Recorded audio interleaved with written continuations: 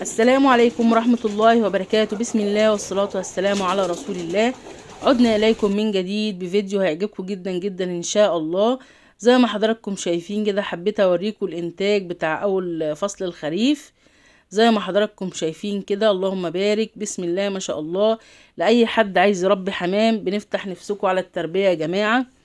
تربية الحمام السهل الممتنع. لو انتوا اهتميتوا بالاكل وبالمية وبالنظافة هتلاقوا زي ما انتوا شايفين كده خير. ده جزء يعني من الانتاج. طبعا الحمام تحتيه في حاجات راقدة، وفي حاجات لسه مخرجة صغيرة، وفي حاجات طبعا للزينة انا يعني ما صورتهاش، بس ده للاكل او للبيع زي اي حاجة. يعني اللي عايز يربي للبيع بيربي، واللي عايز يربي للاكل بيربي. كل واحد ومشروعه. او انت مثلا ست بيت وعندك وعايزه تشوفي الحمام عندك بالانتاج ده وبالشكل الجميل اللي انتوا شايفينه ده. شايفين الريش الاصفر في الحمام؟ ده دليل على صحة الحمامة وعلى قوتها. بسم الله ما شاء الله. لما تكبر الحمامة دي هتشوفوا الجمال، وتشوفوا صدرها عريض ازاي، وهتشوفوا صحتها عاملة ازاي يا جماعة. طبعا ده نتيجة الاهتمام والنظافة في المكان. هتقولوا لي ساعات بنشوف الارض كده. الحمام بيبقى يا جماعة مهما تنضفوا ما بيعديش عليه ربع ساعة والارض في نفس الوقت. دي طيور، يعني طيور مش هتحافظ على المكان يعني.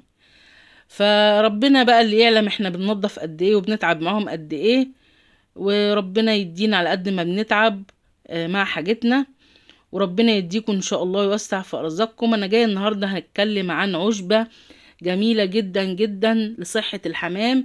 العشبة دي بتساعد على زيادة الانتاج لانها فيها زي المضادات الحيوية، مضاد للبكتيريا الضارة في جسم الحمامة، بتقاوم الاسهال وبتعالج الاسهالات عند الحمام. العشبة دي مفيدة جدا جدا وبتقاوم السرطانات يا جماعة. للناس اللي كانوا مثلا بيأكلوا علف ولا حاجة، وفي مثلا أورام عند الحمام أو حاجة، أو عايزين ياكل حمام من أي شيء. ربنا يعافينا وإياكم إن شاء الله. المادة اللي موجودة في العشبة دي اسمها مادة الأبجينين. موجودة في العشبة دي يا جماعة، بتقاوم السرطانات وبتقاوم البكتيريا الضارة في جسم الحمامة، وبتمنع الإسهال. بتمنع الإسهال في جسم الحمامة. الناس اللي عندها كنكر في المكان وعندها تنفسي وعندها حاجات زي كده وما شابه، العشبة دي مضاد للبكتيريا الضارة الموجودة في المكان. قدموها يا جماعة، وعلى ضمانتي، الضامن هو الله والنافع هو الله، كل شيء بإذن الله. هتقدموها للحمام إن شاء الله وهتلاقوا نتيجة مبهرة. زي ما انتوا شايفين كده، الحمام يعني حاجة تفتح النفس، وحاجة يعني تشجعكم على الانتاج بإذن الله. تابعوا فيديوهاتي السابقة وهتلاقوا معلومات جميلة جدا هتفيدكم في تربية الحمام من تجربتي المتواضعة في تربية الحمام. قدمت لكم الفيديو ده والفيديوهات السابقة وهتستفادوا كتير ان شاء الله. ولو عايزين حمامكم زي حمامي كده بسم الله ما شاء الله، يعني هتستفادوا وهتلاقوا عندكم الخير والبركة في المكان. زي ما انتوا شايفين كده انا بصب العشبة في المية. العشبة دي انا هوريكم طريقة تحضيرها، خليكم معايا لحد اخر الفيديو علشان تستفادوا. الفيديو ده قوي جدا ومهم جدا جدا يا جماعة، بجد بجد. لو تابعتوه لحد النهاية هتستفادوا كتير وتستفادوا من المعلومات اللي موجودة في الفيديو.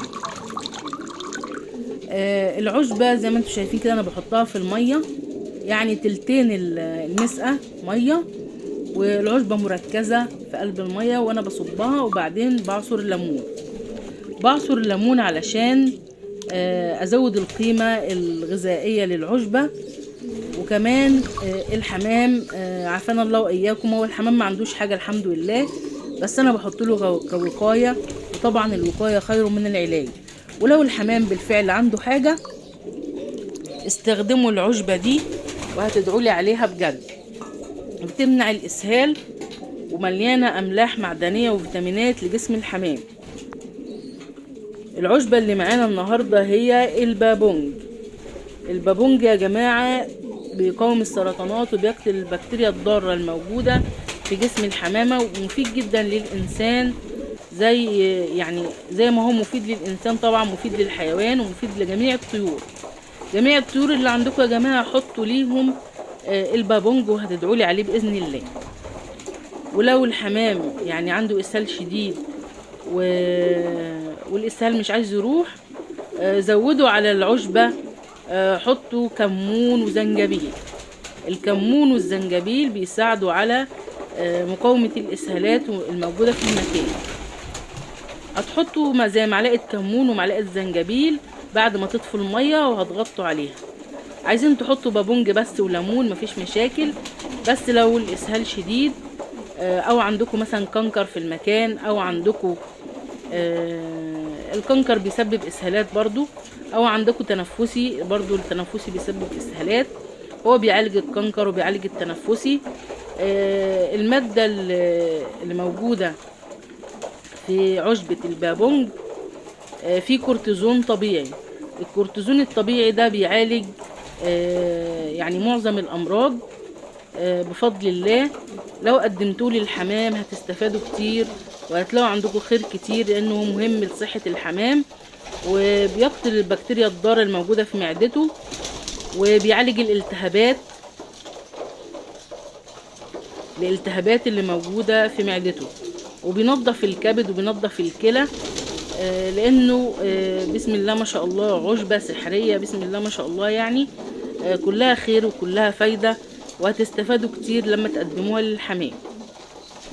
زي ما شفتوا كده انتاجي في اول الفيديو، وشفتوا انا يعني الاحجام بتاع الزغليل عامله ازاي. يا ريت تشجعوا وتربوا وتتوكلوا على الله، وكل حاجه برزقها يا جماعه.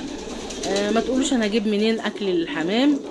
اتوجد الحمام عندكم في البيت بيتوجد برزقه، كل حاجه برزقها، ربنا ما خلقش حاجه وسابها. كتروا من الاستغفار وكتروا من الصلاة على النبي صلى الله عليه وسلم، هتلاقوا الخير والبركة عندكم في حياتكم.